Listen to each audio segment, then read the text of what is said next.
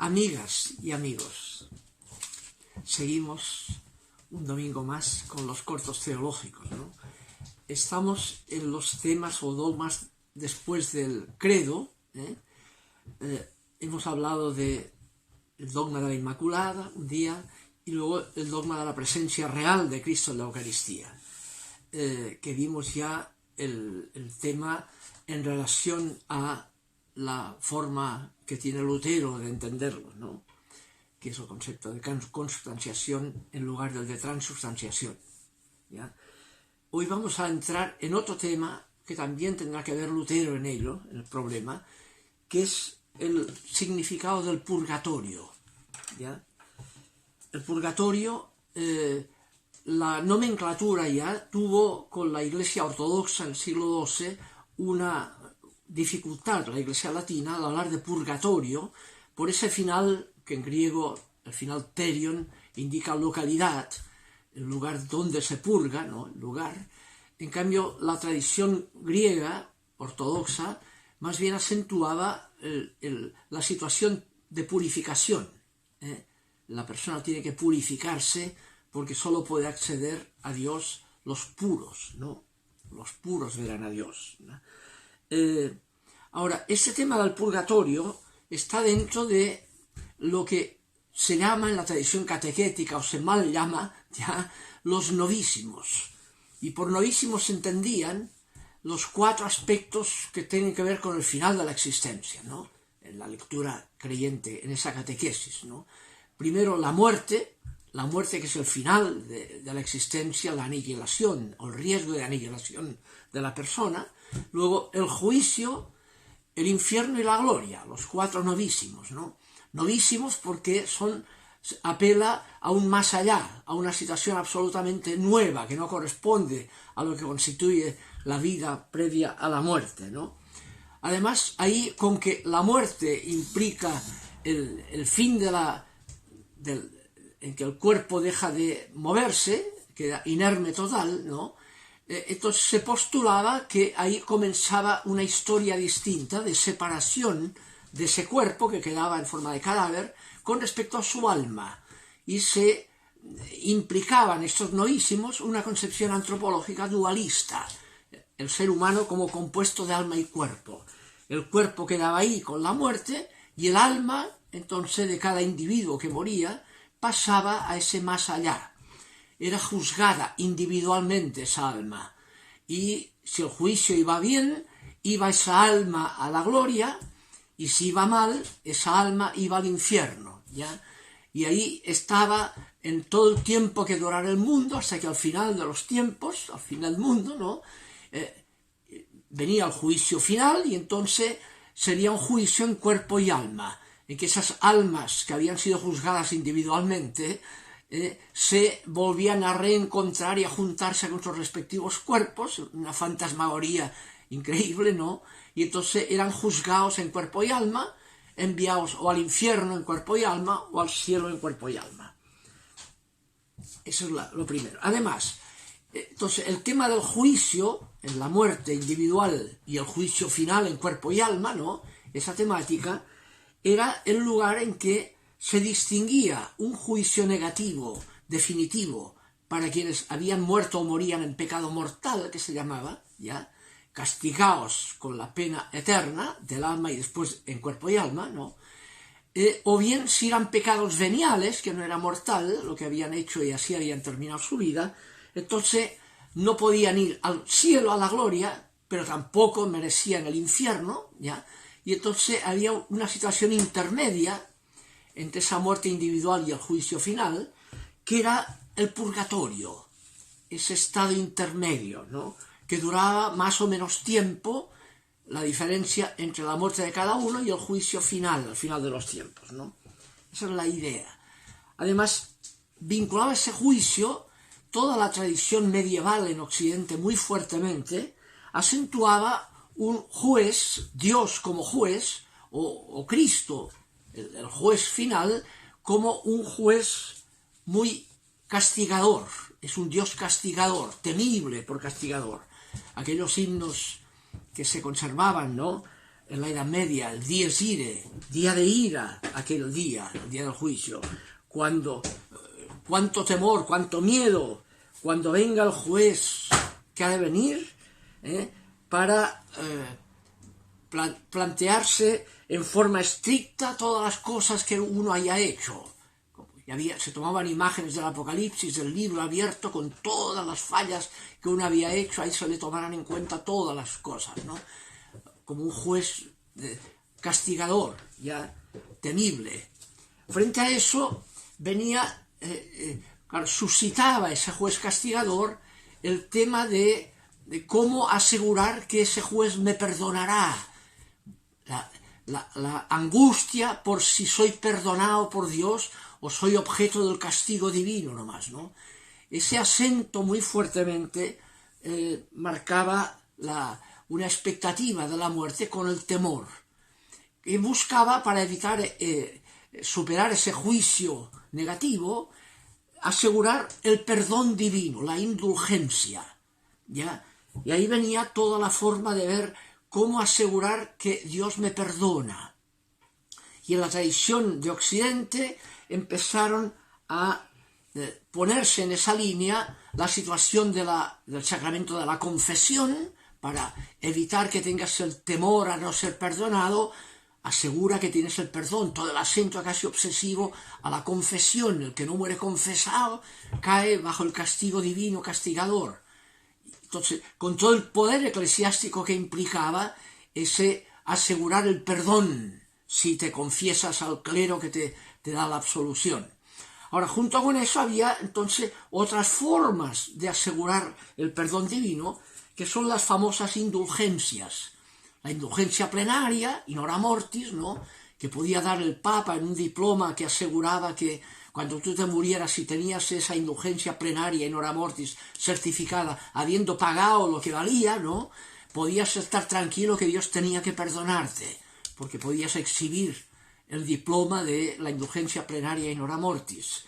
O bien, porque el purgatorio duraba tiempo, de purga, entonces había indulgencias parciales o temporales, ¿ya? 300 días de indulgencia era un elemento en que uno, haciendo cierto rito, podía ganarse el perdón de 300 días de purgatorio, ¿ya?, o sumar 300 días más, ir sumando una inversión escatológica, ¿ya?, perdones parciales que podían ahorrarte años de purgatorio, ¿ya? Toda esa especulación estaba detrás. En el siglo XVI, debido a que el Papa León X tenía necesidad de dinero para terminar la construcción del Vaticano, es cuando se produjo el famoso tema de la predicación de la indulgencia por parte de un dominico, Johann Tetzel, ¿no?, que en Alemania predicaba a la gente que diera las limosnas, ya, porque eso les garantizaba ser perdonados, tener indulgencias, ahorrarse para la propia alma cuando muriera o para las almas del purgatorio, ¿no? Y ahí es lo que en 1517 Lutero rechazó con razón, con la famosa crítica, las 95 tesis contra las indulgencias, ¿no?, que marcó el inicio de la Reforma protestante, el 31 de octubre del 1517, ¿no? Ahora, el Concilio de Trento, si bien rechazó la Reforma luterana, asumió la razón que tenía Lutero de esa crítica, cuando dice, el mismo concilio recogido en el Denzinger, ¿no?, dice: no permitan que sean difundidas y tratadas las materias inciertas y que tienen apariencia de falsedad, y aquellas que remiten a cierta curiosidad y superstición, o bien que resultan tonterías lucrativas, deben ser prohibidas como escándalo y piedra de tropiezo para los fieles, ¿ya? Tonterías lucrativas y supersticiones, ¿no?, vinculados a todo este tema de las indulgencias y de la forma de inversiones para evitar, para asegurar el perdón divino, ¿no? Este tema de usar a Dios y el perdón divino para legitimar intereses de poder marcó el que fue utilizado para para premiar a la gente que iba a las cruzadas contra los musulmanes, ¿no? Entonces se les aseguraban que si iban a las cruzadas, tantos días, tantos años de indulgencia, incluso indulgencias plenarias, si morían en la batalla de las cruzadas, ¿no? Motivando así a la guerra para garantizar el perdón divino.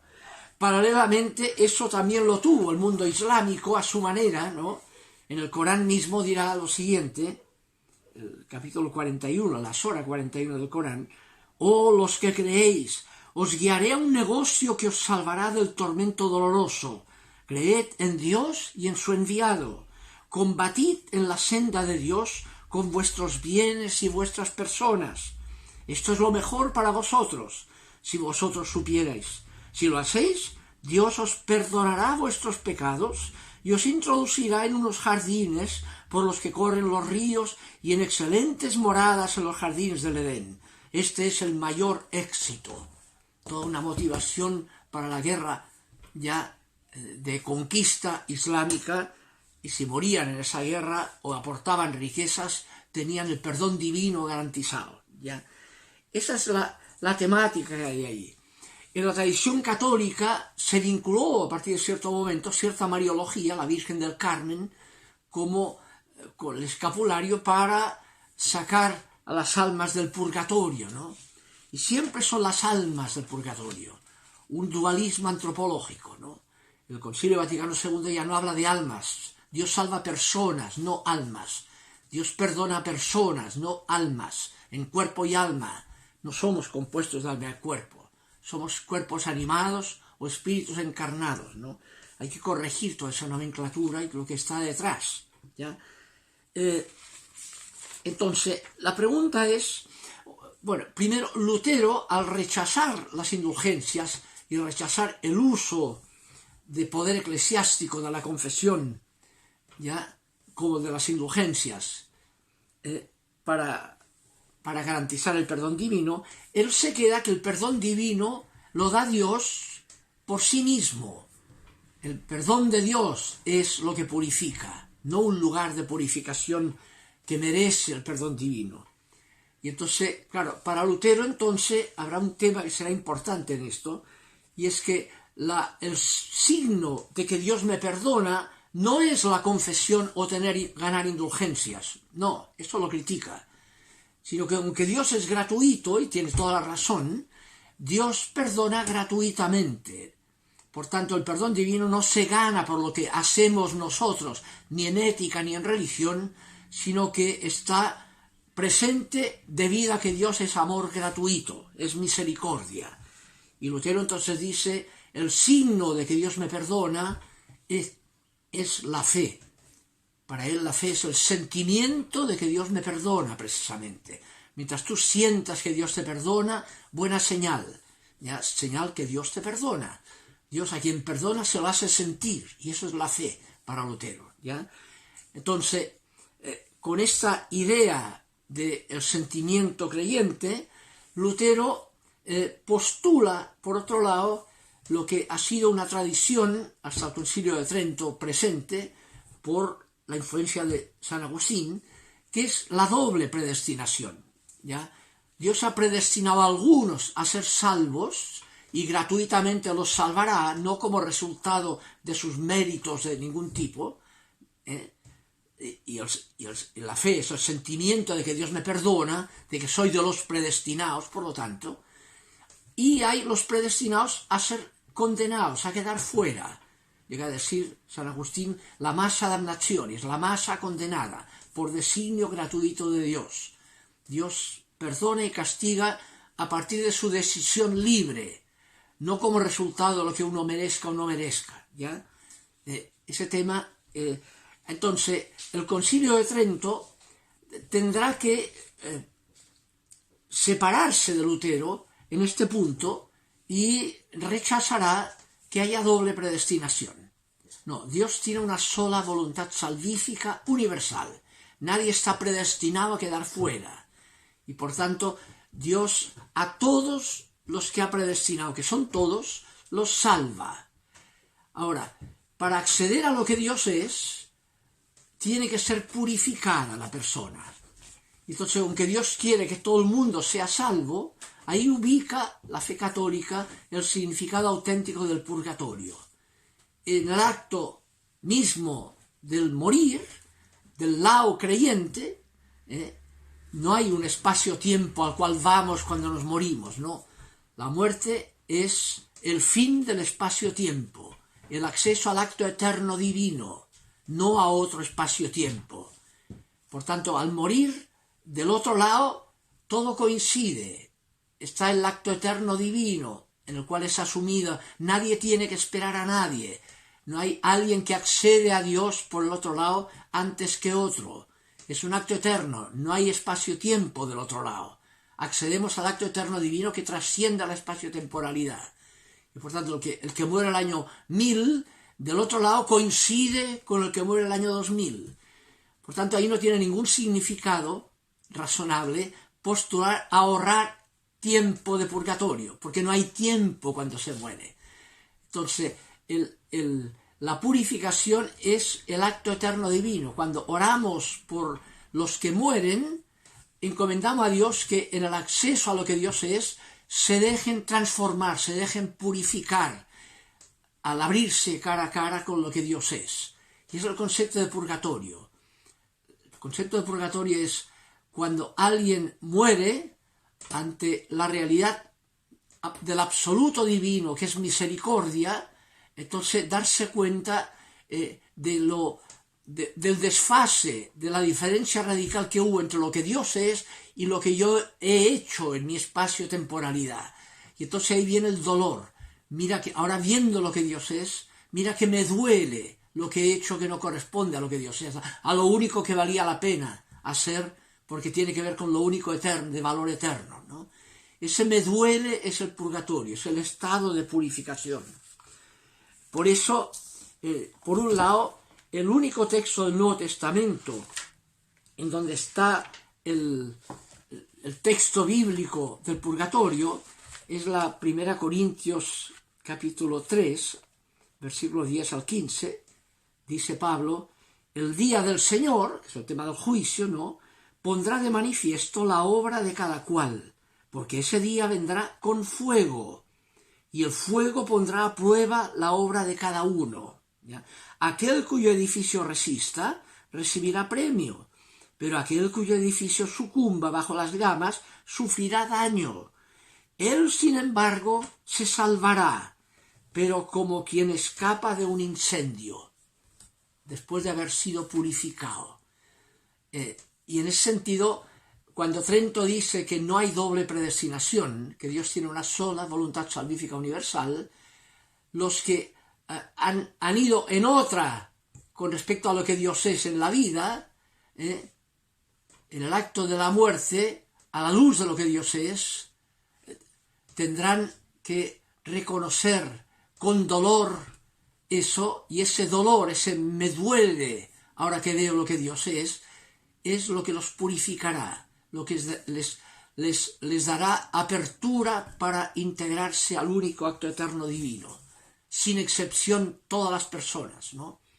Entonces puede uno ver la muerte de cada uno como la posibilidad, digamos, de el acceso purificador debido no al miedo por el castigo divino, sino debido a la conciencia de la misericordia de Dios. Quizá el texto más notable como imagen del purgatorio es la parábola del hijo pródigo, que uno puede intuir cuando el hijo que se ha farreado todo se encuentra con el padre que sin pedirle nada lo abraza y lo acoge y le hace una fiesta, se da cuenta de lo que era el padre. Y ahí viene, mira que me duele lo que le hice. Ahora que veo lo que es el padre, mira que me duele lo que yo le he hecho. Ese me duele es el purgatorio. Y cuanto más incoherencia ha habido entre lo que uno ha hecho y lo que Dios es, más ese dolor es profundo. Es lo que hemos llamado a veces la contrición. El dolor a la luz de lo que Dios es, el dolor de mi incoherencia con ello, ¿no? Fíjense lo que dice un autor que es un gran teólogo, Urs von Balthasar, en un artículo sobre el purgatorio, dice lo siguiente: habríamos avanzado muy poco si solo hubiéramos cambiado la manera de concebir el purgatorio, de ser un lugar a ser un estado, que es como lo llama ahora el catecismo incluso. No es un lugar el purgatorio, es un estado. Dice, pero habría avanzado muy poco la teología si no nos decidiéramos a trasladar la realidad purificadora de ese estado al encuentro mismo del pecador aún no purificado con el Señor. Si en cambio se llega a comprender de esa manera que el purgatorio, su significado, es una dimensión del juicio, como el encuentro del pecador con el rostro de llamas y los pies de fuego de Cristo, símbolo del Apocalipsis, entonces se habría avanzado mucho en el diálogo ecuménico. O sea, dicho en otros términos, el purgatorio es el estado en que la conciencia, ya superado las limitaciones del espacio-tiempo, se abre al cara a cara con lo que Dios es. Y el absoluto divino, lo que Dios es el seno acogedor, el Padre o Madre misericordioso. A la luz de eso, de ese acogimiento absolutamente gratuito, no merecido por nadie, es que uno se deja purificar. Mira que me duele lo que no ha sido coherente con eso. Ese me duele es lo que decimos cuando hablamos de el purgatorio, la situación purificadora que se puede dar en la muerte cuando nos abramos a lo que Dios es y comparemos eso con lo que ha sido nuestra pobre existencia previa, ¿no? Ese me duele es salvífico, es gozoso, es purificador porque precisamente supone el descubrir a fondo que Dios es misericordia incondicional. Ese es el tema. Y cuando oramos por las almas del purgatorio, habría que cambiar. Oramos por todos aquellos que se encuentran en el trance de acceder a lo único que Dios es, para que se dejen purificar, ¿ya? No para ahorrarles años de purgatorio, ¿ya? Sino para que, por tanto, vale esa plegaria, aunque del otro lado no hay espacio-tiempo, nadie tiene que esperar a nadie. Cuando oramos por los que mueren, oramos por los que han muerto, mueren o morirán, porque del otro lado todo coincide, nadie tiene que esperar a nadie, ¿ya? Ese es el tema que está en juego, ¿no? Bien, dejémoslo aquí, eso da para rumiarlo y para corregir aspectos que han producido muchos conflictos en la historia de la Iglesia, ¿ya? El próximo día seguiremos con otro tema que es el dogma de la infalibilidad papal, que puede significar eso también. Que estén bien.